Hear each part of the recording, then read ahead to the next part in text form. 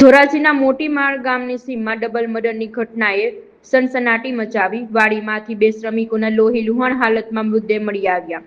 મોટીમાળ સીમ વિસ્તારમાં આવેલ રમેશભાઈની વાડીમાં સવારે માલિક પહોંચતા જ બંને મજૂરો મૃત હાલતમાં મળી આવ્યા. મૃતકોના માથાના ભાગે તીક્ષ્ણ હથિયારના ઘા મારીને ક્રૂરતાપૂર્વક હત્યા કરી હોવાનું પ્રાથમિક આશંકા છે.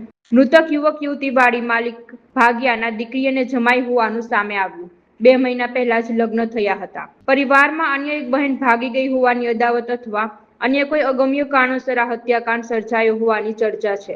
આ ઘટનાની ગંભીરતાને જોઈને ધોરાજી પાટણમાં પોલીસ ઘટના સ્થળે પહોંચી હતી અને ગુનો નોંધીને આગળની તપાસ હાથ ધરી. મારું નામ રમેશભાઈ ગોવિંદભાઈ ભૂત, ગામ મોટીમારડ, હાર રહેવાસી જુનાગઢ. હું સવારે વાડીએ આવ્યો તો અહીંયા બે આ લોકોને લગભગ મરેલા જેવી સ્થિતિમાં મેં જોયા.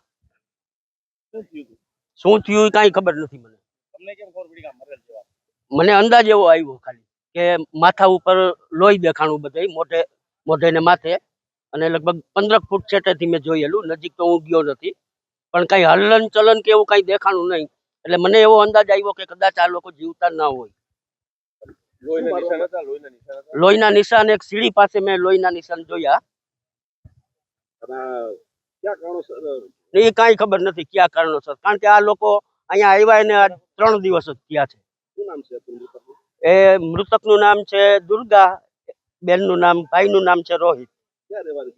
અત્યારે એ લોકો કાલાવડ ભાગ્યું આવે છે અને આ લોકો મારા ભાગ્યાવાળાની દીકરીને જમાય છે. પહેલેથી એની દીકરી અહીંયા જ મોટી થઈ છે. આ જમાઈ તો 3 દિવસ ત્યાં જ અહીંયા આવ્યો છે. 2 મહિના પહેલા હજી એના લગ્ન થયા છે.